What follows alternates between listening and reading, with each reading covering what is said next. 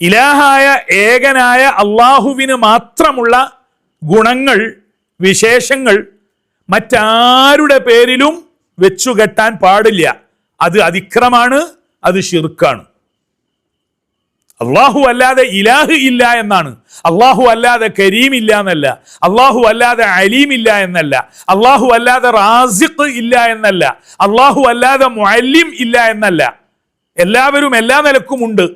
പക്ഷേ അള്ളാഹുവിന് മാത്രമേ ദാത്തിയായ ഗുണമുള്ളൂ, സ്വതസിദ്ധമായ ഗുണം. അള്ളാഹുവിന് മാത്രമേ സബുക്കും സർമദിയത്തും ഇത്ലാഖും ഉള്ളൂ. ഈ തൗഹീദ് മനസ്സിലാക്കി കഴിഞ്ഞാൽ അള്ളാഹു വെച്ച ഫോർമുലയാണ്, നമ്മൾ ആരും ഉണ്ടാക്കിയതല്ല. എന്തുകൊണ്ട്? ലാ ഇലാഹ ഇല്ലല്ലാഹു കൂടെ മുഹമ്മദുൻ റസൂലുള്ളാഹി അംഗീകരിക്കണം എന്ന് മാത്രമൊന്നും അല്ല.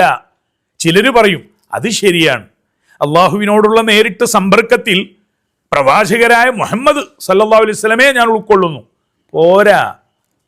പരിശുദ്ധ ഖുർആനിൽ തന്നെ ഇന്നമാ വലിയുക്കുമുല്ലാഹു വ റസൂലുഹു വല്ലദീന ആമനു, ഖുർആനിൽ പിന്നെയും പറയുകയാണ്, അള്ളാഹു, അവന്റെ റസൂൽ, മുഅ്മിനീങ്ങൾ നിങ്ങളുടെ വലിയുകളാണ്.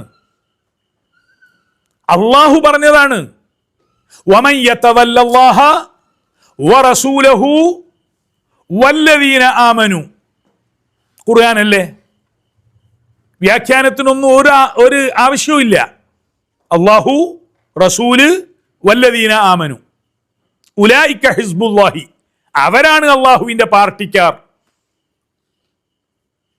ഫലില്ലാഹിൽ ഇസ്സത്തു വലിറസൂലിഹി വലിൽ മുഅ്മിനീൻ. അള്ളാഹു അവനോട് ചേർത്ത് പറഞ്ഞ സംവിധാനത്തിന്റെ പേരാണിത്. അള്ളാഹു, റസൂലുള്ളാഹി, വലിയുള്ളാഹി.